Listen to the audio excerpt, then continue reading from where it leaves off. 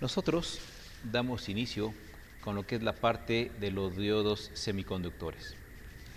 Algo importante que debemos de tomar en cuenta es de que antes del diodo estábamos observando lo que eran los materiales intrínsecos y extrínsecos. Cuando son intrínsecos es cuando los hemos extraído de la tierra, se han purificado, se les han quitado todas las impurezas naturales y han quedado puros.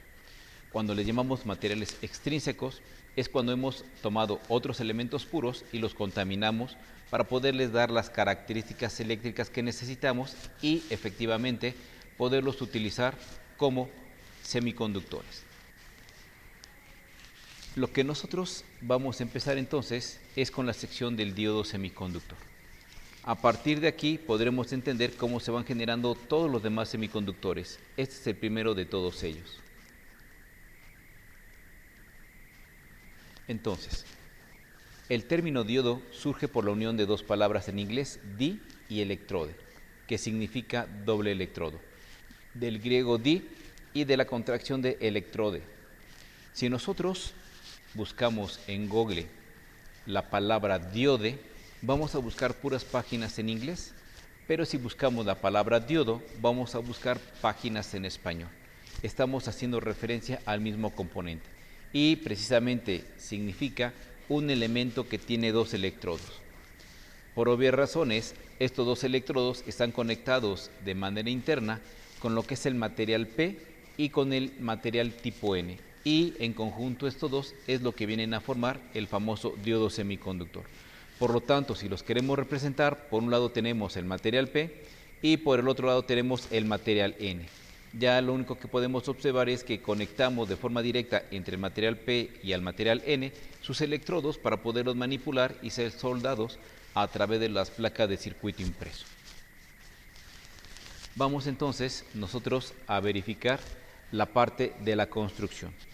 Cuando nosotros estamos hablando del diodo semiconductor, pues ya lo habíamos visto. Hay un material tipo P y hay un material tipo N y sus dos electrodos, uno correspondiente de cada uno de los materiales. Dentro de estas características, para el material negativo, nosotros lo vamos a simbolizar con un negativo grande. Aquí tenemos el negativo que va a representar el negativo del material. Para representar el material positivo, nosotros vamos a utilizar un pequeño triangulito o una punta de flecha. Y ya tenemos lo que sería el símbolo del diodo semiconductor. La parte de arriba podemos observar la construcción y la parte de abajo cómo estamos representando a través del símbolo cada uno de los materiales. Posteriormente, si ya tenemos la construcción y ya tenemos al diodo, lo que nos hace falta es reconocer al componente. Y los componentes siempre tendrán una pequeña franja más cargada en uno de sus extremos que viene a representar el negativo o bien el material N del semiconductor. Por el otro lado, el triángulo siempre vendrá a ser la parte oscura del encapsulado y corresponde al material positivo. Ya tenemos entonces la construcción, ya tenemos el símbolo y ya tenemos el componente físico, cómo lo vamos a identificar visualmente. Los nombres. Al lado positivo se le denomina ánodo y se representa con la letra A. Al lado positivo se le denomina cátodo y se representa en ocasiones con la letra C, pero en la mayor parte de las veces con la letra K. La letra K viene de los famosos bulbos. De hecho, bulbo era la palabra vulgar, normalmente era válvula electrónica. Y repito, vulgarmente conocidos como bulbos. La parte que nosotros teníamos era denominada cátodo y se escribía con la letra K y una H intermedia. A favor de estos componentes que duraron durante mucho tiempo y para que se acostumbraran las personas de esos años a los nuevos componentes, es porque se les sigue representando con la letra K al cátodo. Y volvemos a repetir, será la parte negativa de nuestro componente. Ya una vez que vimos estos tres elementos, pues vamos entonces prácticamente a verificar cómo está construido y la parte del funcionamiento interno. Volvemos otra vez a regresar a la parte de lo que es nuestro componente. Por un lado tenemos el material positivo y los portadores mayoritarios son los huecos. Se han representado de color amarillo. Por el otro lado, tenemos el material tipo N y los portadores mayoritarios son los electrones y los vamos a representar de color azul. Ya tenemos los portadores mayoritarios, tanto positivos como negativos. Ahora, la parte intermedia es la parte que a veces nos interesa a nosotros. Esta parte, esta unión, es un contacto óhmico, que significa que no está soldado. Simplemente están por presión, uno encima del otro. Y eso es el único contacto que estos tienen. Vamos a hablar un poquito más a partir de esto. Si nosotros ubicamos una placa de material tipo N, por así decirlo, tenemos una placa metálica sobre la cual está dispuesto el material tipo N. Puede ser que le hagan una pequeña incisión a través de algún otro elemento, como puede ser un rayo láser, y sobre este componente se pone una pequeña placa de material tipo P. Por obvias razones, como no está soldado y solamente está puesto a presión, pues es la forma en la cual se colocan los semiconductores. Por eso se llama contacto óhmico. ¿Qué tiene que ver esto con una de las características que tenemos del diodo? Bueno, vamos a empezar a determinar. Para poder ser manipulado y soldado en los componentes externos, se les ponen pequeños puntos de contacto metálicos entre lo que es el semiconductor y lo que es el electrodo. Este electrodo es el que vamos a conectar de forma exterior. De igual manera, el electrodo para el positivo, tenemos el electrodo y a través de un contacto le ponemos la conexión. Ya está. Si nosotros observamos, llegan a tener ciertas partes que no hay contacto. Normalmente son conocidas como las famosas capacitancias interelectródicas. Pues sí, precisamente por las uniones de los diferentes materiales, tenemos algunas partes que no tienen contacto unas con otras. Estas son más importantes en la parte de los transistores y sí, no significa que en los diodos no sean importantes, pero no son tan consideradas tanto como con los transistores. Bueno, a lo que iba. ¿Cuál es la parte importante de los semiconductores que tienen contacto óhmico? Si nosotros empezamos a analizar, siempre la corriente de electrones genera un calentamiento. Este calentamiento es producido por la famosa ley de Joule. Este calentamiento, ¿qué es lo que sucede? A final de cuentas, son materiales. Si nosotros imaginamos el material N e imaginamos el material P, cuando son calentados, se expanden y cuando se enfrían, se contraen y dejan de hacer contacto. La parte más importante de todo semiconductor es que no lo dejemos calentar, que no sufra calentamiento excesivo, porque vuelvo a repetir, la expansión de los componentes y luego la contracción hace que pierdan el contacto, el famoso contacto óhmico, y ya no conduzcan. Y se pierde toda la característica del semiconductor. Por lo tanto, se le tiene que retirar el exceso de calor. La mayor parte de los semiconductores que tienen exceso de calor siempre van montados sobre alguna placa metálica denominada disipador de calor. Y a veces le ponemos cierto silicón para que la transferencia se haga de una forma más uniforme. Entonces, esta es la parte que nosotros sí debemos de considerar. Hay que retirarles el calor a cada uno de los componentes electrónicos denominados semiconductores. Vamos a continuar entonces con nuestra presentación. Ya tenemos el famoso contacto óhmico. Ahora vamos a conectarlo hacia lo que es un circuito eléctrico. Por un lado le vamos a aplicar una fuente de voltaje, le vamos a aplicar un pequeño interruptor o switch para activar y desactivar la alimentación, y la parte importante, pues los conductores eléctricos. Ya tenemos un circuito, fuente de alimentación, conductores, lo que sería nuestra carga y nuestro interruptor. Lo que sí debo de hacer una aclaración es un pequeño texto que apareció hace un momento. Estos diagramas son explicativos. significa que si en la vida real conecto un diodo directamente a una fuente de alimentación, una de dos, o el diodo se quema o la fuente de alimentación se daña. Por eso debo de remarcar esta anotación. Estos ejemplos que estamos viendo en la presentación son puramente explicativos. Ya un poquito más adelante haremos la conexión de diodos en algo más real, en algo que nosotros podemos realizar de forma natural. Pero mientras siguen siendo explicativos. Y nunca conecten un diodo directamente a una fuente, menos en polarización directa, que es lo que vamos a ver en este momento. Listo. Si nosotros empezamos a observar, nuestra fuente de alimentación siempre tiene una polarización, positivo, negativo. Nosotros hablamos de polarización directa cuando el positivo de nuestra fuente corresponde con el positivo de nuestra fuente de alimentación. Y el negativo de la fuente corresponde con el negativo de la fuente de alimentación. Por lo tanto, cuando los potenciales de la fuente corresponden con cada uno de los materiales semiconductores, es cuando nosotros los denominamos polarización directa. Bien, ya que tenemos esta polarización, pues lo que vamos a hacer es cerrar el switch y poder entender un poco qué es lo que sucede dentro del diodo semiconductor. Ahí está, cerramos el switch.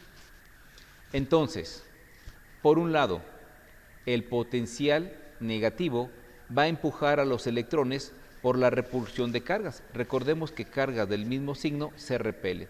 Los electrones que salen del potencial positivo del potencial negativo hacia el material tipo N, empieza a empujar a los electrones, en tanto que el potencial positivo tiende a jalar ligeramente a los electrones, pero como están conectados al potencial de mayor energía de la fuente, entonces los electrones van a seguir su recorrido en dirección hacia la fuente. Y ahí lo podemos ver. El empuje que tenemos de los electrones a los electrones del material N empiezan a hacer que brinquen hacia el otro extremo del material tipo P. Por el potencial grande de la fuente, los electrones tienden a ser atraídos hacia lo que es la fuente de energía. Ahora sí, mientras que los electrones que salen de la fuente van brincando de hueco en hueco, los huecos van regresando hacia el negativo. Si nosotros imaginamos que este electrón va a brincar al hueco, aquí tengo este hueco libre. Si este electrón brinca al siguiente hueco, entonces tengo este hueco libre. Si este electrón brinca al siguiente hueco, entonces este hueco es libre. Mientras que los huecos van en un sentido, los electrones van en sentido contrario. Y ya una vez platicábamos sobre este tipo de fenómenos. Mientras que algunos que somos electrónicos nos regimos por la corriente que va de negativo a positivo, nos hacemos referencia a los electrones. Pero los electricistas usan la otra corriente, la que va de positivo en dirección al negativo, pero es la de huecos. No importa, cuando hablamos de circuitos prácticos, se calcula exactamente igual y nos da el mismo resultado, manejen una o manejen otra. La condición de ustedes es que se tienen que adaptar al profesor que les está explicando los circuitos. Listo. Entonces ya observamos que cuando está polarizado directamente, el diodo sí conduce.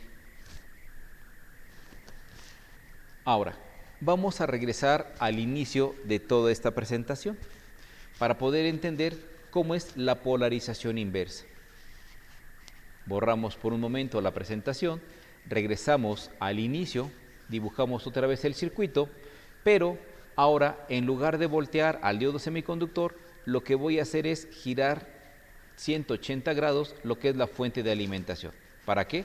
Para que ahora la parte de la polarización de la fuente con la polarización de los materiales ya no coincida, sea totalmente lo contrario. Ahí lo tenemos. Ahora sí, el potencial positivo de la fuente va conectado con el negativo del material y el potencial negativo de la fuente va conectado con el material positivo. Y eso es lo que nosotros denominamos como polarización inversa o polarización contraria. Ahora, ¿qué sucede cuando nosotros cerramos el switch? Por un lado, lo que vamos a observar es lo siguiente. Los potenciales de la fuente, en este caso el potencial negativo, atraerá las cargas positivas o los portadores mayoritarios del material P.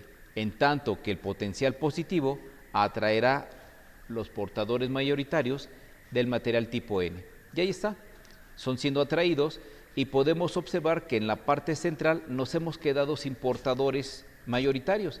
No tenemos ni portadores positivos ni portadores negativos. Esto se entiende que no va a haber transferencia de portadores y por lo tanto no circula corriente eléctrica. Por eso estos componentes se les llama semiconductores. La palabra semi, recordemos, significa mitad. A veces van a conducir y a veces no van a conducir. ¿De qué depende? De cómo conectemos la polarización de alimentación. Esta pequeña región que queda, a veces le llaman región árida y en algunos otros casos o en algunos textos le llaman región agotada. Y precisamente debe de tener un límite. Si yo empiezo a subir el voltaje inverso, voy a traer de tal magnitud a los electrones y de tal magnitud a las cargas positivas que en algún momento dado se va a poner en cortocircuito y de que van a circular los electrones a través del componente, van a circular.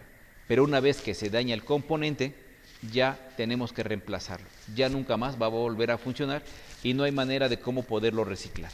Por eso hay que tener cuidado con los semiconductores. Esto no se recicla y prácticamente estaríamos acumulando basura tecnológica. Entonces, regresando a la parte de la presentación.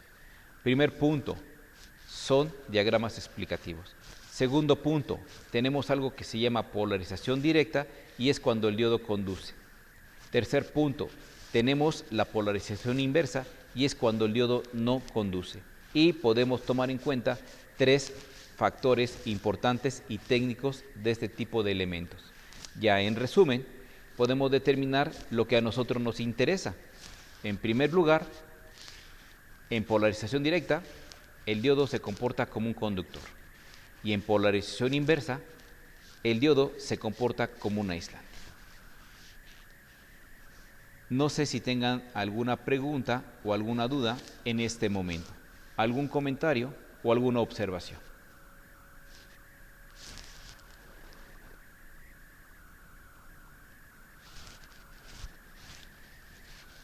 No tenemos ningún comentario. Bien. Vamos a continuar entonces. Ya estábamos platicando sobre la parte del diodo, cómo se construye.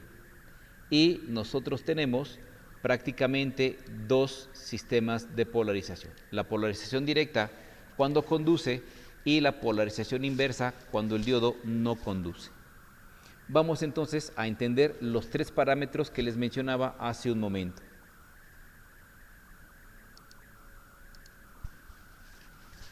Listo. Recordando, un diodo tiene dos formas de trabajo, polarización directa y polarización inversa. Es importante conocer los tres datos técnicos de este componente porque muchas veces cuando reparamos los componentes o las tarjetas electrónicas resulta que no tenemos en el almacén la refacción y tenemos que ir hacia el centro a comprarla. Pero cuando llegamos a la tienda, pues siempre nos dicen, es que no lo tengo en original, tengo un sustituto, te lo vendo. Nosotros debemos de ser conscientes que antes de comprarlo hay que revisar los datos técnicos del sustituto. ¿Cuáles son los tres puntos importantes que nosotros debemos de conocer del diodo semiconductor? El primero, y que casi nadie nos dice, pues es el voltaje en conducción, representado como voltage forward. Voltaje en inglés se escribe con G de gato.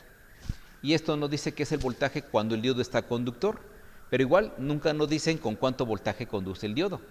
Y recordemos que es en polarización directa. El segundo dato importante es la intensity forward o la corriente en conducción.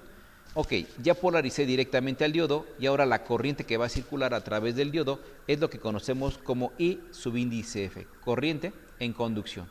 Y es la corriente máxima que puede soportar el diodo cuando está conductor. Y el tercer dato técnico importante para este curso de electrónica básica es el voltaje al revés o el voltaje inverso, normalmente conocido como voltaje máximo reverso y es el que soporta el diodo antes de que se destruya.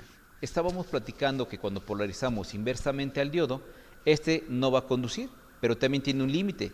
Si empiezo a aumentar el voltaje inverso, va a llegar un momento dado en el cual se va a arquear de forma interna y se va a dañar. Y de que va a conducir, va a conducir. ya no va a funcionar como aislante y hay que reemplazarlo. Por lo tanto, son los 3 datos técnicos que nosotros vamos a considerar para todos los diodos. Ahora, ¿cómo los podemos proyectar dentro de lo que es la curva de respuestas del dicho diodo?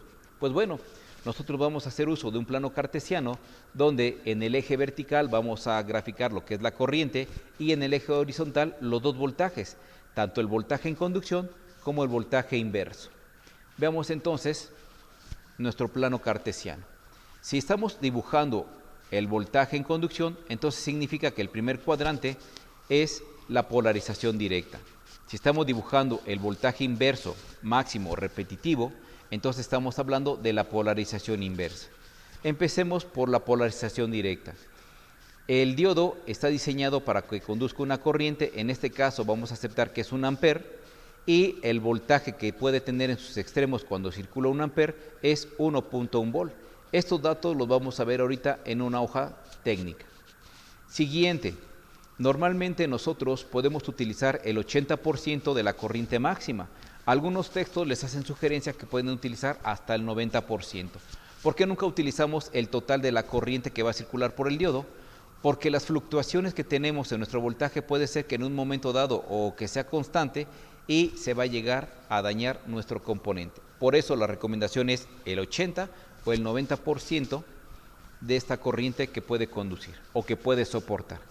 2. Hablemos de los voltajes que vamos a utilizar nosotros para polarizar el diodo. Ya en la práctica normalmente utilizamos de punto 4 a punto 7. Si nosotros tiramos algunas líneas de referencia, ¿qué es lo que vamos a observar? Lo siguiente, que mientras en polarización directa no le apliquemos punto 4 volts, el diodo no conduce. Ya cuando nos estamos acercando a una polarización directa de punto 4, hay una pequeña curvatura y de punto 4 a punto 7 estamos haciendo que la corriente sea máxima en el diodo. ¿De quién va a depender esta corriente? Recuerden que en un circuito toda la corriente va a depender de la carga que se conecte. Si aplico una carga que circule en 10 miliamperes, entonces circularán 10 miliamperes. Si conectamos una carga que imprime una corriente de la fuente de medio amper, pues va a circular medio amper, pero todo va a depender de lo que estemos conectando en el circuito. El diodo solamente va a responder y le va a decir, yo nada más soporto 1 amper y si pasa de 1 amper, pues me voy a dañar. Y punto. Ahora, vámonos por la parte de la polarización inversa. Aquí vamos a verlo también en una hoja de datos que tenemos cierto límite. Hay diodos que soportan 50, 100, 200 volts inversos antes de que se dañen. Si yo sobrepaso el voltaje inverso de lo que me dice la hoja de datos, pues ténganlo por seguro que va a sufrir un daño permanente nuestro semiconductor. Pero también es importante en el diseño de fuentes considerar los voltajes inversos. Ya un poquito más adelante lo podremos entender más a detalle. Regresemos entonces a lo que nos incumbe, la polarización directa. En este caso, aquí de punto 4 a punto 7 en la parte práctica, pues tenemos una infinidad de voltajes. Alguien puede decir, bueno, pues punto 4001, punto 4002 volts, punto 4003. Si nos vamos a más decimales, pues tenemos una infinidad de valores. Y aquí es donde todos los profesores tenemos nuestra pequeña marca. En mi caso, yo suelo acostumbrar un voltaje de punto 5. Para todos los cálculos que realizo, siempre utilizo punto 5. Algunos profesores van a utilizar punto 6 y algunos otros punto 7. Todo va a depender del criterio del profesor. En este sentido, ¿por qué yo utilizo punto 5 volts como caída de tensión cuando el diodo está conductor? Por una simple y sencilla razón. Lo que yo trato de es acercar la parte de la práctica con la parte de la teoría. Vamos a entender esto de la siguiente manera. Aquí tengo diferentes diodos semiconductores. Lo que me interesa es observar el diodo semiconductor, poder ver que tenemos la rayita gris donde está mi dedo indicando, ahorita mi dedo índice, ahí tenemos la rayita gris y es el negativo del diodo. Tenemos nuestro instrumento de medición. Vamos a buscar dónde mide diodos, lo vamos a activar, lo vamos a encender, voy a prender el indicador y aquí no se aprecia mucho, pero tenemos el diodo semiconductor. Ahora sí, la pila interna de mi multímetro está conectada con el negro, el negativo, y con el rojo, el positivo. Por lo tanto, si yo polarizo directamente al diodo, voy a ver aproximadamente 0.5 volts. Y sí, va a haber diodos que marquen 0.4, otros 0.5, 0.6, otros 0.7, pero todo va a depender del instrumento de medición y casi todos caen dentro de 0.5. Vamos a hacer entonces esta medición. Y ahí podemos observar. A la hora de medir el diodo en polarización directa, me está midiendo una caída de tensión de 0.5 volts. Esa es la razón por la cual yo en la parte de la teoría siempre utilizo 0.5 para acercar la práctica con la teoría. Este es un diodo de bastante corriente. Aquí podemos ver otro diodito más pequeño de encapsulado. Podemos ver también el negativo, apenas se alcanza a apreciar. Y lo vamos a medir. Negativo con negativo, positivo con positivo. Y ahí tenemos 0.5 volts. Esa es la razón por la cual siempre, en la mayor parte de mis presentaciones, cálculos, siempre utilizo como referencia 0.5 para acercar la parte práctica con la parte teórica. ¿Son los únicos diodos que existen los de propósito general que estamos viendo ahorita? No. También tenemos algunos que se llaman diodos PIN, diodos Zener, etc. Pero los encapsulados ya suelen ser diferentes, suelen ser como de cristal. También tenemos una parte negativa, que sería la línea negra, y la otra parte sería el positivo, sería el ánodo. Si nosotros hacemos la medición negativo con negativo, positivo con positivo, pues sí, nos va a dar aproximadamente también 0.5. Pero no es una regla, repito, siempre va a ser de 0.4 a 0.7. Pero en el 80-90% de los diodos que vamos a medir, siempre cae dentro de la medición de 0.5. Esa es la razón por la cual yo utilizo 0.5 en mis presentaciones. Listo. Preguntas, dudas, aclaraciones o alguna sugerencia que ustedes tengan.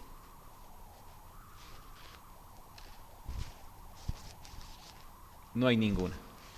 Bueno,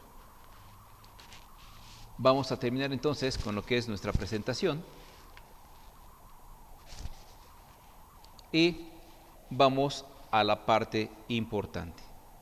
Ya una vez que nosotros estamos manejando la parte de los diodos, pues bueno, vamos a entender tres conceptos bastante interesantes. Vamos a abrir una página de internet. Ahí la tenemos. Vamos a irnos a una que se llama datasheetcatalog.net o .com. Se los escribo.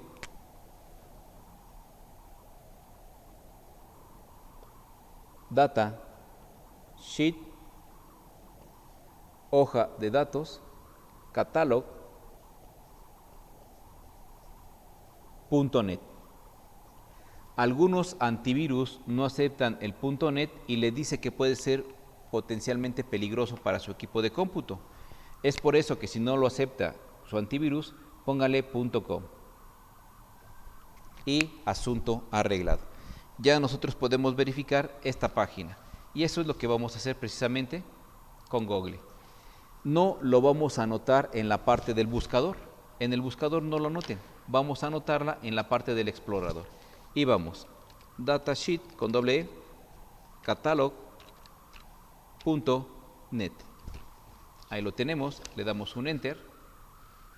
Ya ven, ya me dice que mi antivirus dice que ese .net puede ser potencialmente peligroso. Vamos a cambiarle el .net por .com y es exactamente la misma página.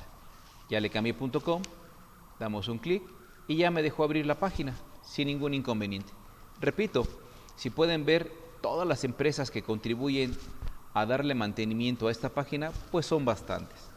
Esta es la razón por la cual nosotros sí vamos a utilizar mucho esta página. Ahora, dentro de estas características, le decimos que queremos buscar en todas las empresas. Y en este cuadro es donde vamos a anotar, por ejemplo, la matrícula 1N4001. Ya lo anoté. Le damos un enter y nos manda una segunda página y nos dice qué empresas son las que fabrican el mismo componente. Y si observan, pues son bastantes. Yo normalmente utilizo la Fairchild, la que está ahorita en color amarillo. También utilizo la Motorola y la Texas Instrument, como que son las tres principales. Ya de ahí empiezan otras marcas en las cuales yo reviso. Voy a abrir la de Fairchild Semiconductores. Entonces me voy a la anotación roja y le doy un clic, me va a mandar a una tercera página. Ahora sí, en la tercera página ya aparecen los logos de las empresas y voy a abrir la que dice Farshell, esta que tiene 2 líneas rojas. Para poder descargar el PDF de este componente, me voy a las letras azules, le doy un clic y en automático me aparece la hoja de datos del diodo. Vamos a ampliarla, vamos a amplificarla y ahí lo tenemos. Me dice que esta página me sirve para la matrícula 4001 hasta la 4007, pasando por la 2, la 3 y así hasta el número 7. Vamos que dice que es un rectificador de propósito general o un diodo de propósito general. Vamos a buscar los 3 datos que a mí me interesan. Uno, aquí tenemos el primero, el voltaje máximo inverso o de reversa que le puedo aplicar. Me dice que para la 4001 lo máximo que le puedo aplicar son 50 volts. Para la 2, 100 volts y así sucesivamente hasta la número 7 que soporta hasta 1000 volts. Por lo tanto, no va a ser lo mismo un 4001 a un 4007 por el voltaje inverso que pueden soportar. Segundo punto, la corriente en conducción. Sí, si lo están viendo en un celular, puede ser que no vean la I subíndice F, que es la corriente cuando está conductor, y me dice que para cualquier matrícula de la 4001 a la 4007 estamos utilizando 1 ampere. Vámonos a buscar el tercer dato, que era el voltaje en conducción. Y aquí lo tenemos, el voltaje forward. ¿Cuál es el voltaje de caída de tensión que tiene cuando está conductor? En este caso me dice que si le hacemos circular 1 ampere, el voltaje puede tomar un valor hasta de 1.1 volt. Y eso es lo que yo tenía en mi presentación, 1.1 volt. Pero vamos a ser realistas, vamos a ser congruentes. Realmente casi nunca le hacemos pasar toda la corriente de 1 ampere. Siempre le hacemos pasar corrientes más pequeñas. Por este pequeño dato, nosotros vamos a utilizar siempre 0.5. ¿Por qué? Porque es la parte que yo encontré para poder explicar la parte práctica con la parte teórica.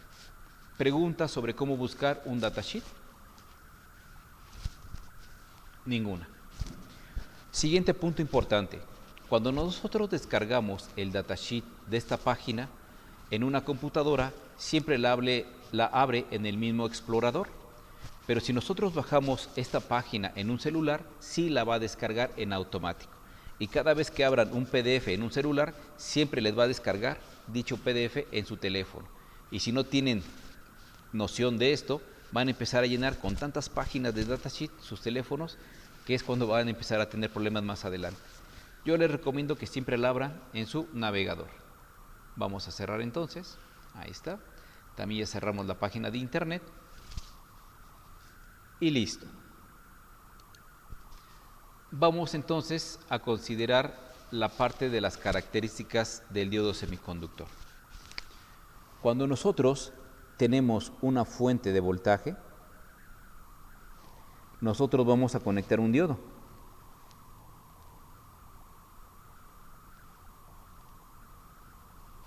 Vamos a conectarle una carga, ahora sí le vamos a conectar una carga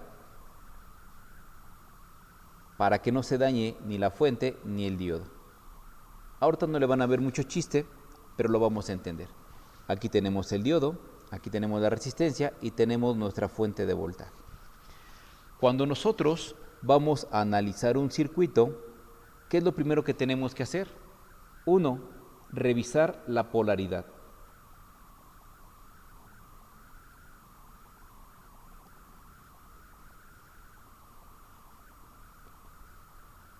Del diodo. Bien. El positivo de la fuente está con el positivo del diodo y el negativo de la fuente a través del resistor se aplica al negativo del diodo. Podemos decir entonces que el diodo está polarizado directamente. Listo. Punto número 2. Vamos a revisar la caída de voltaje, pero del diodo. Si nosotros decimos que el voltaje del diodo son 0.5 volts, entonces lo que resta de la fuente lo tendrá el resistor.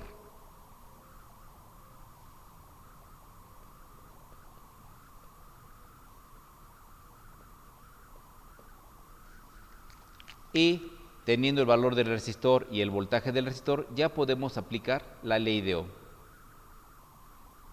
Y en un circuito serie, la corriente que circula por un componente es la misma que va a circular por todo el circuito serie. Estas son las dos consideraciones. Si nosotros queremos hacer una expresión matemática de acuerdo a lo que me explicaba Kirchhoff, es lo siguiente, que el voltaje de la fuente siempre va a ser el voltaje de la caída de tensión de los componentes en serie que se encuentren. Por lo tanto, el voltaje del diodo más el voltaje del resistor. Matemáticamente hablando, si paso el voltaje del diodo al lado de la fuente, pasaría restando y calcularíamos el voltaje del resistor en ese momento. Pero como lo que pretendo es analizarlo, para eso explicamos la ley de Kirchhoff de forma analítica, no de forma matemática, pues vamos a hacer algunos ejercicios para que vayamos entendiendo cómo va funcionando este tipo de componentes. Repito, tal vez ahorita en corriente directa no se le vea mucha aplicación, pero sí la tiene. Vamos entonces a hacer algunos circuitos. Vamos a poner una fuente de 5 volts. Vamos a conectar nuestro diodo. Una resistencia de carga.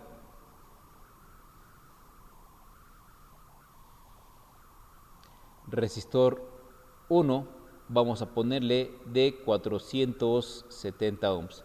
El diodo 1 y la polaridad positiva y negativa. Primer punto que manejábamos es ver la polaridad de la fuente con la polaridad de los componentes semiconductores. Positivo con positivo, negativo a través de la resistencia al negativo, por lo tanto mi diodo conduce.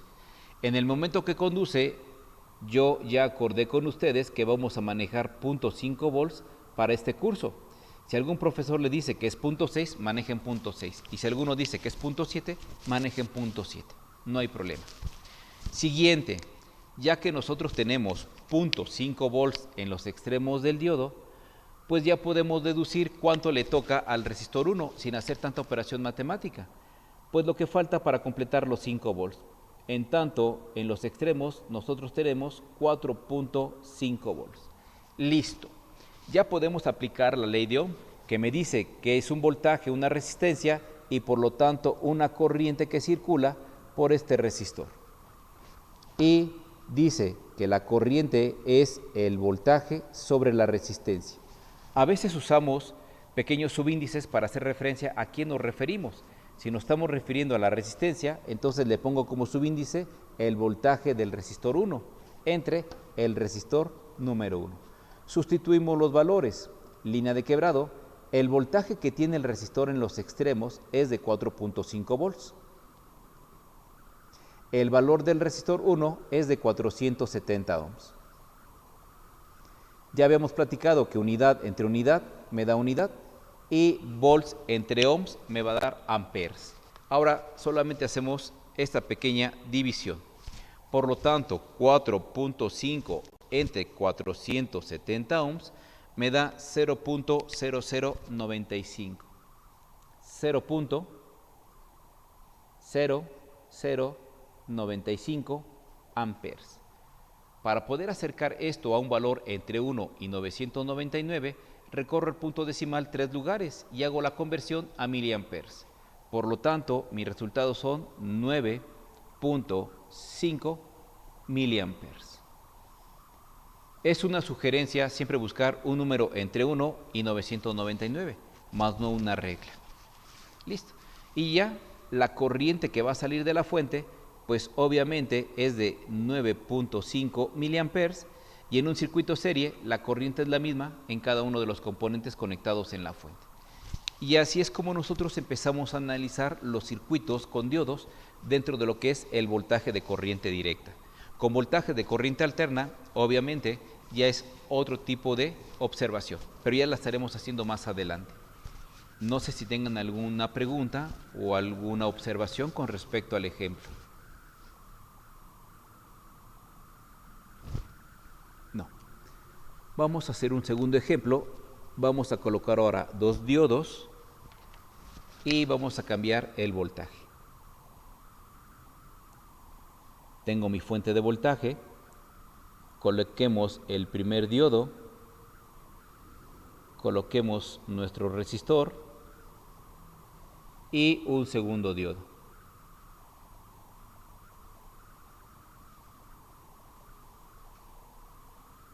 Si en algún momento dado no corresponde la parte de la polarización, aunque lo calculen, nunca van a tener circulación de corriente. Ahora, mi resistor va a ser determinado por un valor de, aceptemos, 22 kilos. Ya tengo dos diodos, debemos de hacer referencia como diodo 1 y el diodo número 2. Entonces, lo primero que tenemos que hacer es analizar las polaridades, saber si el diodo está polarizado directa o inversamente. Para el diodo 1, el potencial positivo corresponde con el positivo, sí. El potencial negativo a través de los componentes corresponde con el negativo del diodo, sí. Por lo tanto, conduce. Diodo número 2. El potencial positivo a través de los componentes se aplica al positivo del diodo y el potencial negativo se aplica al negativo del componente. Por lo tanto, también está polarizado inversamente y sí podemos calcular entonces la corriente que circula por el circuito. Por lo tanto, consideremos las caídas de tensión. Para el diodo 1 decimos que son 0.5 volts y para el diodo 2 también son 0.5 volts. Ya consideré las caídas de tensión. Entonces, 12 menos 0.5 menos 0.5, lo que le está correspondiendo al resistor número 1 es una caída de tensión de 11 volts. Y volvemos nuevamente a lo mismo. Tengo voltaje, tengo resistencia, puedo calcular la corriente que circula por dicho resistor. Y para eso entonces decimos que la corriente del resistor 1 es igual al voltaje, pero el que tiene el resistor 1. Por eso hago referencia con subíndices. ¿A quién me estoy refiriendo? Porque la ley de Ohm solamente aplica para un componente. Y obvio, entre el resistor 1. Sustituimos los valores. Tenemos 11 volts entre 22 kiloohms. Ya platicábamos, para evitar potencia de base 10, volts entre kiloohms, mis resultados son miliamperes, porque siempre será el contrario de la resistencia. Hacemos este pequeño cociente. 11 entre 22 me da 0.5 miliamperes. 0.5 miliamperes. Esta es la corriente que está circulando por todo el circuito. Repito, la corriente es de 0.5 miliamperes. Y ya, aplicando la primera ley de Kirchhoff, la corriente será lo mismo a través del diodo 1 y a través del diodo número 2. Por eso, dentro de la presentación, sí expresé que la carga es la que determina la corriente a través de los diodos. Que los diodos soportan 1 ampere, ok, soportan 1 ampere, pero en mi circuito solamente van a circular 0.5 miliamperes. Una corriente demasiado pequeña. Listo. Preguntas.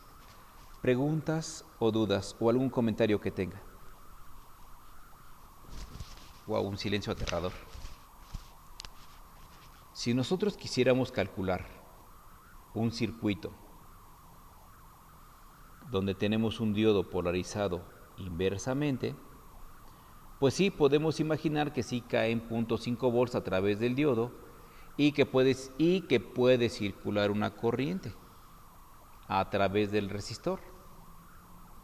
Por eso es importante que primero chequemos positivo con negativo, negativo a través de la carga al positivo, entonces el diodo no está conductor y no podemos hacer cálculos. Esa es la parte importante. Listo. Entonces, en resumen, nosotros decimos que la palabra di proviene de doble y la palabra odo es la contracción de electrodo, dos electrodos. A veces conduce y a veces no conduce. ¿Cuándo conduce? Cuando se polariza directamente. Nosotros podemos observar la parte de open line. Por lo tanto, rápido, un diodo en polarización directa conduce. ¿Y con cuánto conduce? Con 0.5 volts. En polarización inversa se comporta como un circuito totalmente abierto. Dice línea abierta, open line, y podemos observar que efectivamente a la hora de medirlo sigue abierto el componente. Esa es la parte a la cual nos referimos con semiconductores. A veces conducen y a veces no conducen. Y todo va a depender de las características de polarización. Ahora sí, preguntas que tengan. Preguntas o dudas.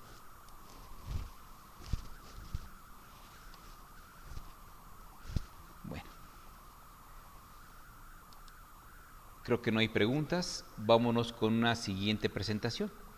Yo les platicaba que hay infinidad de diodos. Tenemos bastantes. Pero uno que normalmente le hacemos mucho caso y a veces no sabemos ni por qué, pues es el que conocemos como diodo emisor de luz o vulgarmente conocido como LED. Este es el diodo que nosotros vamos a utilizar y que gracias a la explicación que estábamos viendo hace un rato del de propósito general, también vamos a poder entender cómo funciona el diodo LED. Vamos entonces parte por parte. En el momento que tengan alguna duda, no duden en levantar la mano para poder abrirles el micrófono, o más bien abren su micrófono y pueden realizar la pregunta. Vamos entonces con la presentación. LED son las siglas en inglés de Light Emitting Diode o diodo emisor de luz. Y sí, como su nombre lo indica, se trata de un diodo que, a diferencia del de propósito general, que lo vamos a utilizar como rectificador, como recortador, etc., cuando el LED es polarizado directamente es cuando éste emite luz, y cuando es polarizado inversamente, pues no lo hace. Esta emisión de luz lo hace más versátil que las fuentes de luz fluorescentes e incandescentes, no solamente por la luz que emite, sino por la duración. Mientras que un foco incandescente de filamento dura aproximadamente 1000 horas, un LED nos puede durar hasta 5000 horas. Dentro de estas características también es importante entender que se le llama incandescente porque la luz es emitida por el golpe excesivo de los electrones dentro del filamento. Y estos golpes ya habíamos platicado que generan calor. El calor a su vez emite luz y esta luz es la que nos proporciona la luz dentro de nuestras habitaciones con focos de filamento. Pero también si lo tocamos, nosotros pues nos quemamos. 2. Cuando utilizamos emisores de luz, le llamamos comúnmente luz fría, porque no es por el choque, sino que es por la emisión de la radiación del componente. Para entender esto, pues sí, tenemos que hacer un pequeño uso de lo que era la teoría de Bohr. Y antes de eso, pues vamos a explicar cómo es el diodo LED, para hacer la diferencia entre el diodo de propósito general y el nuevo diodo que estamos viendo en este momento. Si nosotros observamos los símbolos, pues los símbolos son similares. Tenemos una punta de flecha que prácticamente me indica el positivo y la línea negativa o el signo negativo del componente. 2. Para poderlo diferenciar del de propósito general, nosotros le vamos a dibujar dos pequeñas líneas que salen, indicando que van a emitir una radiación o una luz. Ya tenemos el símbolo, ya sabemos diferenciarlo. También se simbolizan con la letra A el ánodo y con la letra K el cátodo. Pero para hacerlo un poquito más diferente, le dibujamos las líneas. Ahora, ¿y físicamente cómo son? Si nosotros observamos un LED normal, podemos observar que tiene dos electrodos, haciendo referencia a cada uno de los signos que tenemos, tanto la punta de flecha como el signo negativo. Ahora, seamos un poquito más concretos, hagamos un poquito más marcada esta diferencia. Cuando nosotros hacemos referencia al positivo, lo podemos hacer por tres características. Una, ese es el electrodo más delgado dentro del encapsulado. 2, tenemos un borde curvo. Y 3, cuando los compramos nuevos, pues es la patita más larga. ¿Cómo hacemos referencia al lado negativo? Bueno, pues es el electrodo más ancho dentro del encapsulado, el que tiene la cazuelita. 2, la parte del borde está totalmente plana, es recta. Y sí, hasta con sentirla con los dedos podemos saber cuándo es curvo y cuándo está recta. Y 3, pues es el pin más corto. Hasta aquí no tenemos problemas cuando estos LEDs son comprados de forma natural, de forma normal, y traen sus patitas larga y corta. Pero cuando estamos ya en los circuitos hechos, esas patitas están a la misma distancia y ya no nos podemos guiar por la longitud de las terminales. Ya nos tenemos que guiar por las partes de la estructura física del componente. Bueno, vamos a aclarar algo. Cada uno de los elementos tiene cierto nombre. Primero, la parte del encapsulado, pues le llamamos lente epóxico, y este me va a permitir que la luz que sale del LED se propague en cierto ángulo. Algunos son para 30 grados, otros son para 60, otros son para 90 y algunos LEDs emiten en un ángulo de 120 grados. Después, nosotros siempre nos llama la parte la cavidad reflectora. Este es un reflector. Cuando sale la luz, lo utiliza para mandarlo a los grados de longitud que nosotros deseamos. Más bien que no deseamos, a los grados que viene el componente. Cada uno de estos dos elementos recibe un nombre. No me gusta utilizarlos porque a final de cuentas mejor ánodo y cátodo. En primer lugar, al más delgado, que es el ánodo, le llaman plaqueta. Y al que es más ancho le llaman yunque. Esto de plaqueta y yunque pues está bastante tremendo. Mejor llamémosle ánodo y sigamos llamándole cátodo. Punto y aparte. Por lo tanto, el cátodo o la más ancha es el negativo y el más angosto es el positivo. Ya una vez que conocimos lo que es la parte del LED, ahora, ¿cómo funciona internamente? Vamos a regresar a los postulados de Bohr, que nos decía que cuando un electrón pasa de un nivel de energía inferior a uno mayor, gana energía potencial. Entonces, cuando el electroncito pasa del nivel de energía inferior a una mayor, gana energía potencial. Pero, ¿qué es lo que sucede? Cuando el electrón regresa por alguna circunstancia a su órbita original, entonces es cuando esta energía que ganó la libera en forma de radiación. Y esta radiación es la que vemos en forma del color que emite el LED. Por lo tanto, no es un foco, no es una lamparita, es un componente que emite una radiación. Y sí, es muy común que en la práctica le llamen foquito. Se nos fundió el foquito. No, sí se fundió o se dañó el LED. Punto. 2. Estaba hablando que la luz que emite es a través de la gama visible. Si nosotros empezamos a ver toda la característica de las ondulaciones que tenemos, porque todo es energía ondulatoria, pues hay una pequeña sección que se llama luz visible. Está después de los infrarrojos y está antes de los ultravioleta. Por lo tanto, siempre vamos a partir de los rojos hasta los morados. Antes de los rojos tenemos los infrarrojos y después de los morados pues tenemos los ultravioleta. Los rayos infrarrojos nosotros no los podemos visualizar a menos que tomemos el celular, abramos la cámara y a través del celular podamos ver la luz que emite el control remoto. Ahí sí la podemos visualizar. Y la ultravioleta tampoco la podemos visualizar, pero sentimos lo que causa en nuestra piel, que es una pequeña quemazón. Siguiente, cuando nosotros manejamos, por ejemplo, AM, el AM va desde los 520 a los 1450 kHz. Manejamos frecuencia. Cuando manejamos el FM, manejamos desde 88 hasta 108 MHz. Igual, hablamos de hertz, hablamos de frecuencia. Cuando hablamos de los radares, de los microondas, de los celulares, hablamos de los gigahertz. Pero a partir de los gigahertz o de las microondas para arriba, ya no se les llama por frecuencia. Nosotros ya hacemos referencia a la longitud de onda. ¿Y qué es la longitud de onda? Es el tiempo que tarda, pero en metros, nuestra señal. Decimos que la señal es una onda, siempre es una onda. Nosotros vamos a partir desde una positiva y una negativa, para efectos de explicación. La distancia en metros se llama longitud de onda y se representa con la letra griega lambda. Y ya la vamos a medir nosotros en metros. Así es como nos hacemos referencia a esas frecuencias. Y son frecuencias altas. Y sí, aquí podemos ver que estamos cerca de los 700 nanómetros, de los 600, de los 500 y de los 400, pero nanómetros. No estamos hablando de metros, estamos hablando de una cantidad mucho más pequeñita.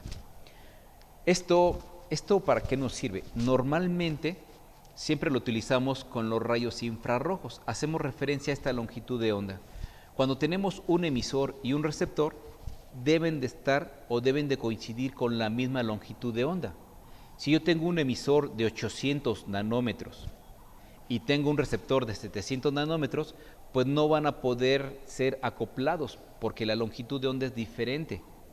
Pero si tengo, por ejemplo, un emisor de 900 nanómetros y un receptor de 900 nanómetros, el acoplamiento de luz va a ser tan perfecto que no vamos a tener pérdidas. Y esa es la razón. Por lo tanto, cuando cambien infrarrojos, tomen o consideren la longitud de onda, que debe de ser prácticamente la misma para que puedan coincidir y puedan recibir la información. Vamos un poquito, pues ya a hablar de cuestiones técnicas. Regresemos a lo que eran los postulados de Bohr. Nosotros tenemos los electrones y vamos a tener algo que se llama banda prohibida.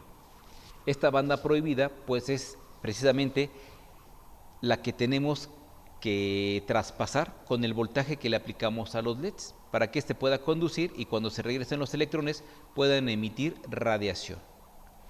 Ahora, si nosotros graficamos esta pequeña banda prohibida, podemos observar entonces que con el voltaje vamos a pasar a las siguientes órbitas de lo que serían nuestros átomos.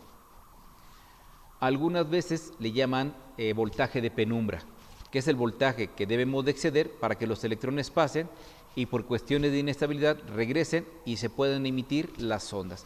Y ese es el voltaje que nosotros necesitamos entender para poder poner a funcionar nuestro pequeño diodo LED. Ahora sí, ya la banda de conducción que tenemos en la parte de adentro, al ser aplicado un voltaje, vamos a reventar esta banda de conducción y vamos a tener la radiación esperada. Repito, a veces le llaman voltaje de penumbra para poder hacer la emisión de la radiación de dicho LED. Listo. Vamos entonces a continuar. Nosotros tenemos dos tipos de LEDs, lo que yo les llamo los tradicionales y lo que llamo los fluorescentes.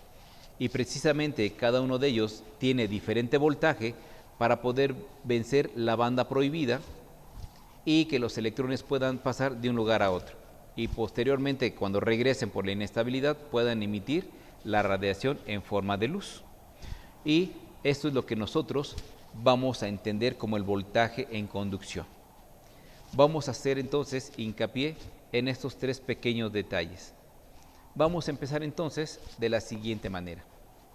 Nosotros vamos a dividir a los LEDs de dos formas diferentes. Una, lo que son los tradicionales. Los tradicionales utilizan un voltaje en conducción de 2 volts aproximadamente. Va de 1.9 a 2.1 dependiendo del color.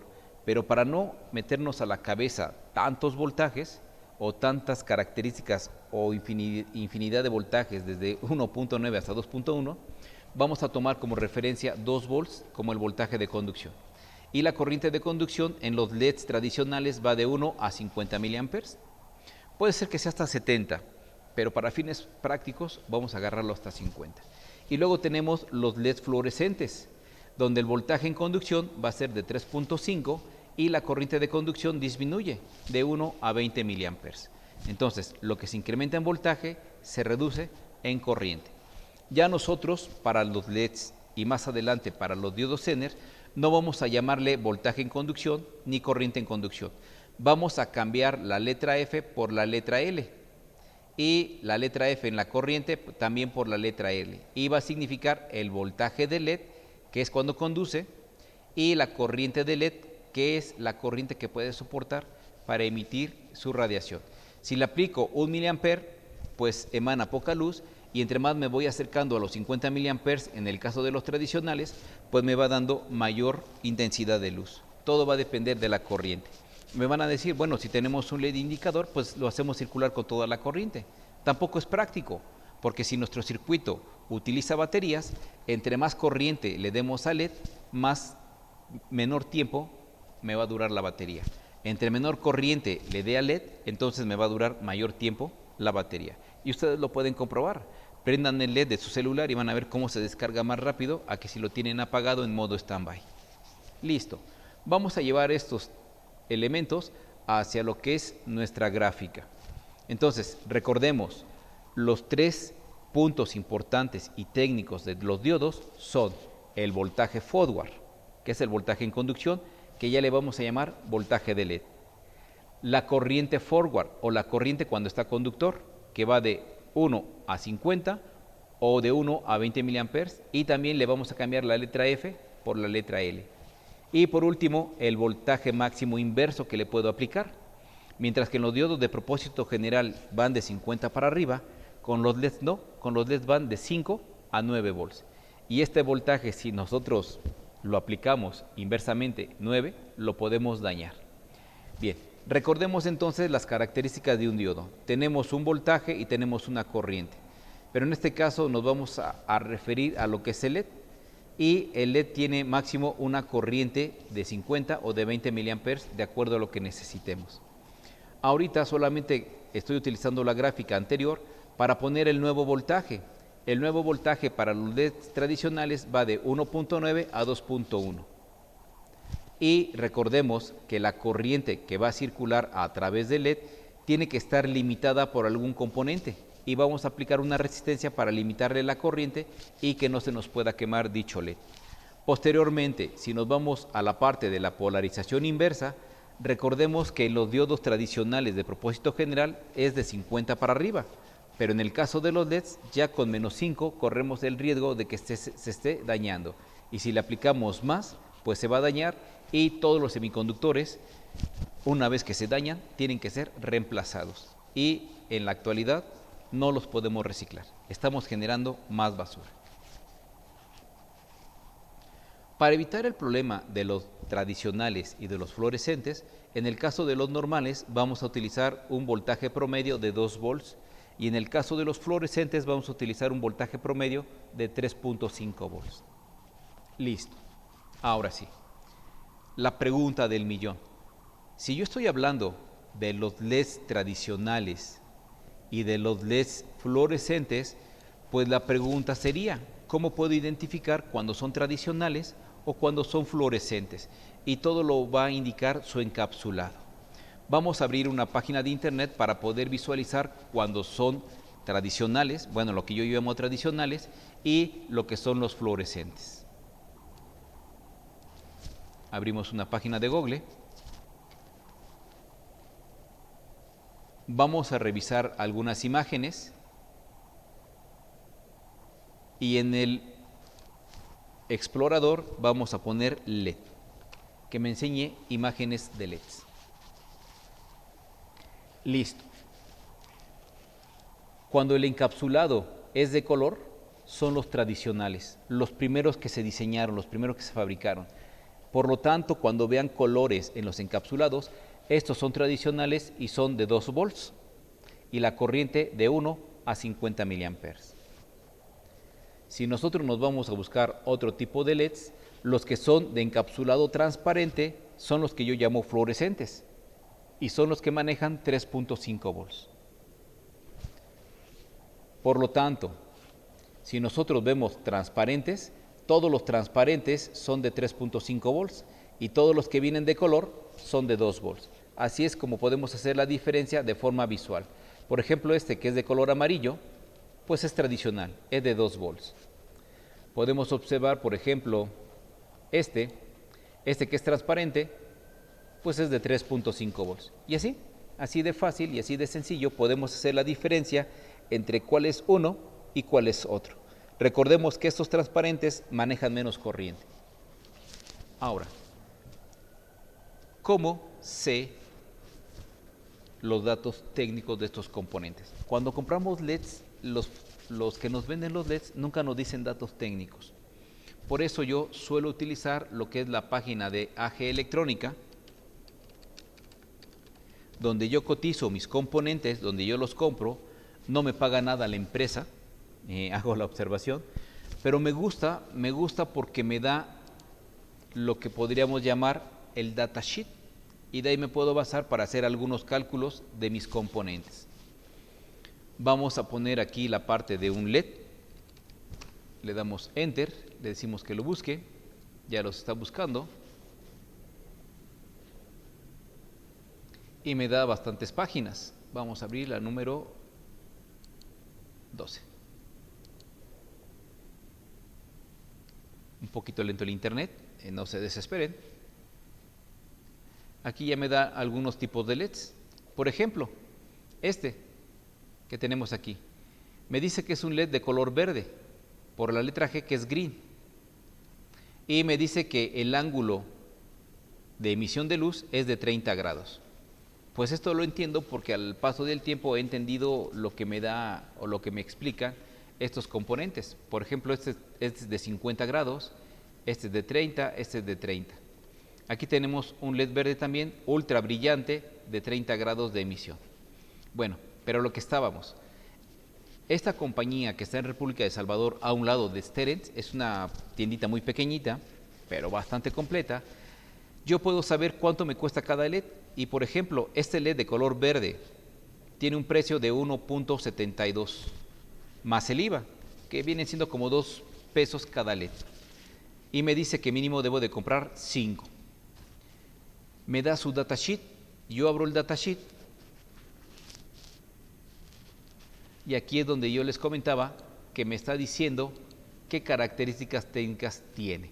Primero, la primera letra es el color, la siguiente es el tipo de intensidad, si es brillante, súper brillante o ultra brillante, y algunas características especiales como por ejemplo el 30, que abre en 30 grados, y lo podemos ver en las especificaciones.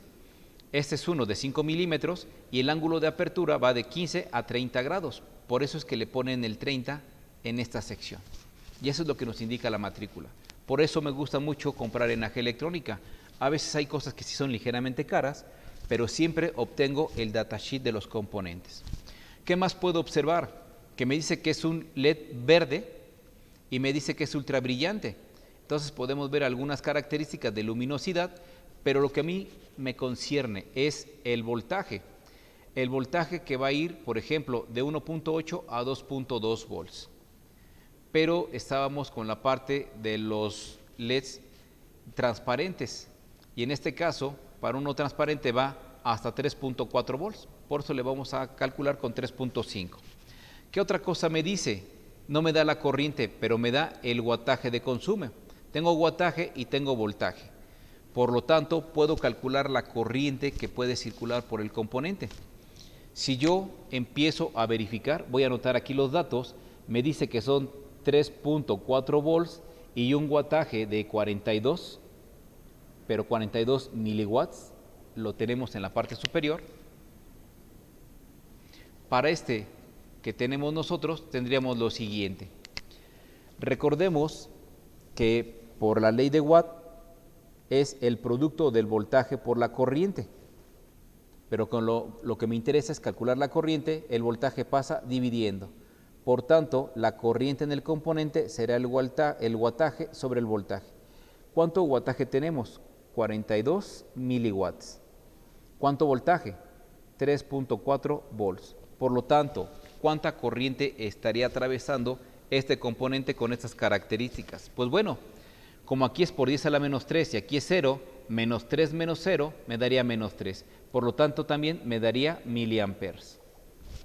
Hacemos el cálculo, 42 entre 3.4 y me dice que es 12.3 miliamperes. Esa es la corriente si utilizo 3.4 volts, lo que yo le puedo obtener a ese LED antes de que este se queme. Les comento, son las mismas fórmulas. La ley de Ohm, las dos leyes de Kirchhoff y la ley de Watt son las de mayor uso para nosotros y las que utilizamos para calcular cada uno de los componentes. Listo. Vamos a continuar. Voy a cerrar tantito esto. Vamos a cerrar también esto. Vuelvo a repetirles, o sea, LEDs hay por ángulos de apertura. ¿Qué es el ángulo de apertura? Pues la luz que va a emitir y cuánto va a abrir dicho componente.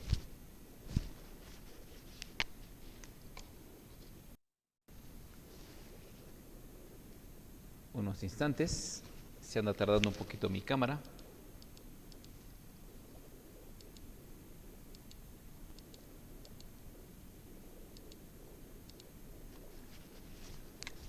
Unos minutos nada más que se restablezca.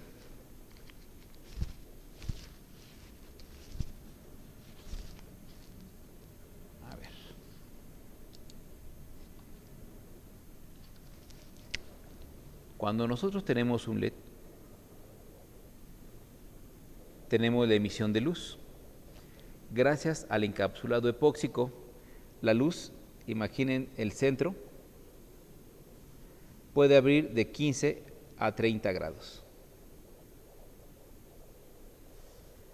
Pero hay algunos otros que pueden abrir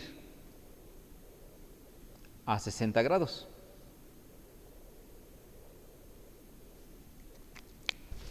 Hay otros que pueden abrir a 90 grados.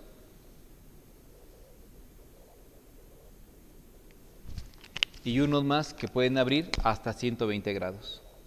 ¿De qué va a depender cuál voy a utilizar? Pues bueno, la pregunta es, ¿qué es lo que dónde voy a utilizar dicho LED? Cuando queremos que sean indicadores, por ejemplo, que me diga que si mi fuente está o no prendida, pues utilizamos uno de 30 grados. Pero si lo que yo quiero es iluminar un pasillo, o iluminar una pared, o iluminar una planta, pues me conviene utilizar los de 120 grados. Tiene mayor apertura para la luminosidad. Y eso me lo dice el LED. Si nosotros vamos y compramos un LED en la tienda común y corriente, pues vamos a ver que efectivamente no me dicen datos técnicos y tenemos que pues más o menos medio calcularle cuánto abre. Pero esa es la característica y ese es otro punto que a veces no nos dicen los libros. Simplemente nos dicen calcúlalo así y se acabó. Ahora, regresemos entonces a la parte de cómo calcular el resistor de LED. Por lo mismo que utiliza cierto voltaje y cierta corriente, nosotros siempre lo vamos a acompañar por un resistor. Vamos a conectar una fuente de alimentación. Vamos a ponerle su resistor balastro. Vamos a colocar un LED. Ahí tenemos su ánodo al positivo, su negativo a su negativo, sus dos flechitas que vamos a utilizar, nuestro resistor y nuestra fuente de alimentación. Vamos a ver el primer caso. Imaginemos que la fuente de alimentación es de 5 volts. Si yo utilizo un LED tradicional, decimos que el voltaje es de 2 volts. Por lo tanto, si nosotros utilizamos lo que es la segunda ley de Kirchhoff, si al LED le tocan 2, pues es obvio que a nuestro resistor le van a tocar 3 volts. Y ya no tenemos que hacer tanto cálculo, mejor aplicamos de forma analítica la segunda ley de Kirchhoff. Muy por el contrario, si en algún momento dado yo quiero iluminar algo y tengo un LED fluorescente, entonces estos se van a hacer con 3.5 volts. Y aplicamos nuevamente la ley de Kirchhoff. Si al LED le tocan 3.5, pues al resistor le van a tocar 1.5 volts. La suma de los componentes siempre me tiene que dar el de la fuente. Vamos a hacer un ejemplo. Vamos a hacer uno con un LED tradicional y vamos a hacer uno con un LED fluorescente. Comencemos entonces. Normalmente siempre tenemos la famosa pilita cuadrada, que no es una pila, es una batería. Vamos a colocar el resistor. Quiero regalarle algo a lo que es mi pareja y quiero hacerle algo con un LED de color azul que nos permite tener un poquito más de tranquilidad visual durante las noches. Repito, nuestra batería es de 9 volts y quiero calcularle el resistor. ¿Qué es de lo que se trata? Como es un LED azul, entonces el voltaje de mi LED es de 3.5 volts, ya en automático. Y la corriente forward, que le vamos a llamar corriente de LED, yo decido si quiero 1 o 20 miliamperes. Para fines prácticos siempre utilizo 10 para efectos de explicación porque me permite hacer más rápido los cálculos, pero aquí vamos a suponer que queremos que circule 5 miliamperes a través del LED. Esta es decisión de nosotros. Recordemos que nosotros lo decidimos. Entre menos amperaje le aplique, enciende menos el LED. Entre más amperaje le aplique, entonces la luminosidad es mayor. Y este es de 1 a 20 miliamperes. Vuelvo a repetir, este es decisión de nosotros de determinar cuánto queremos. Ahora sí, ya tenemos el voltaje, ya tenemos la corriente. Como es un circuito serie, la corriente de LED pues es la misma que pasa por el resistor, por lo tanto serían los 5 mismos miliamperes. 2. Si tiene 3.5 para 9 volts, entonces al resistor le toca un voltaje de 5.5 volts. La suma me da los 9 de la fuente. Ya tengo la corriente del resistor, ya tengo el voltaje del resistor, solo me hace falta calcular dicho resistor. Por lo tanto, el resistor siempre se calcula como el voltaje entre la corriente. Y para referirnos solamente al resistor, recuerden que ley de Ohm solamente aplica un resistor, un voltaje y una corriente. Entonces le pongo como subíndice el voltaje del resistor y la corriente que es por el resistor. Sustituimos los valores, línea de quebrado. Por un lado tenemos 5.5 volts y por el otro lado tenemos 5 miliamperes. Por lo tanto, volts entre miliamperes, platicábamos que nos da kiloohms.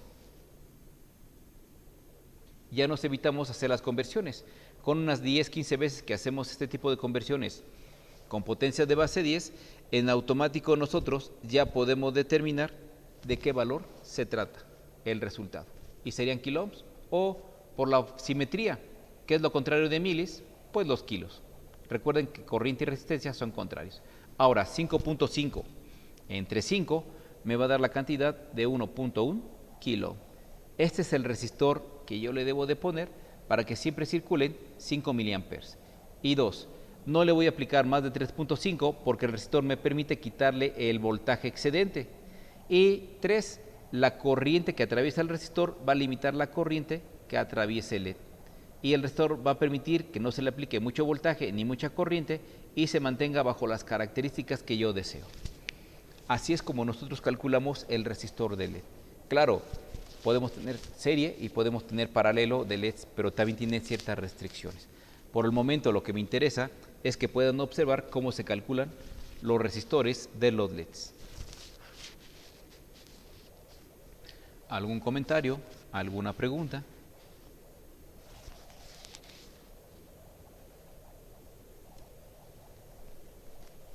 Wow, es un silencio aterrador. Pero bueno, vamos con un LED tradicional. Cuando nosotros fabriquemos nuestra fuente de voltaje, le vamos a tener que poner un LED y por ende calcularle su resistor. Como solo queremos que me indique cuando está prendida, puedo poner un LED tradicional de color verde y ya no tendría ningún inconveniente. Le dibujamos sus flechitas, le ponemos resistor y decimos que mi fuente de voltaje es de 12 volts. Vamos a poner las características del LED. Decimos que es un LED tradicional, por lo tanto el voltaje del LED es de 2 volts. Como solo quiero que indique cuando está prendido y cuando está apagado, voy a también hacerle circular una corriente de LED de 10 miliamperes. Va a tener bastante energía lumínica, pero bueno, vamos a hacerlo con 10 miliamperes. Listo. Yo elijo qué tipo de LED quiero conectar y también elijo la corriente. Y recordemos que un LED tradicional de 2 volts va de 1 a 50 miliamperes. Ahora, viene la siguiente parte. Si a mi LED le tocan 2 volts, entonces a mi resistor en sus extremos le van a tocar 10 volts. 10 más 2 me da los 12 de la fuente. Ya apliqué la segunda ley de Kirchhoff en un circuito serie. Apliquemos la primera ley de Kirchhoff en el circuito serie. Me dice que la corriente que atraviesa un componente, pues es la corriente en cualquier componente del circuito en serie. Por lo tanto, la corriente que atraviesa el resistor es la misma corriente que atraviesa a mi LED y vienen siendo también los 10 miliamperes. Ahora sí, nosotros calculamos nuestro resistor. El resistor decíamos que es el voltaje sobre la corriente. Y repito, ¿qué voltaje? El que tiene el resistor. ¿Qué corriente? La que atraviesa el resistor. Línea de quebrado. El voltaje son 10 volts, fue coincidencia, entre 10 miliamperes. Por lo tanto, volts entre miliamperes me va a dar kiloohms. 10 entre 10, pues me da 1 kiloohm. Este es el resistor que yo le debo de colocar para que no se queme mi LED. Y así es lo que vamos haciendo nosotros. Siempre debemos de tomar en cuenta lo que es ley de Watt, leyes de Kirchhoff y la ley de Ohm. ¿Que les vamos a cambiar letras? Sí, para saber a quién me refiero. Recordemos que en un diodo de propósito general, en lugar de ser L es F, en lugar de ser L es F, porque es el voltaje en conducción y corriente en conducción. Ahorita que estamos manejando un LED, va a ser voltaje LED y corriente LED, pero estamos hablando de la misma corriente. Y cuando entremos al diodo Zener, va a ser voltaje Z y corriente Z, haciendo referencia a que es el mismo voltaje para un Zener y la corriente que atraviesa el Zener. Pero estamos hablando del mismo voltaje en conducción y la misma corriente en conducción. Solamente estamos haciendo referencia a lo que estamos utilizando dentro de nuestros diagramas.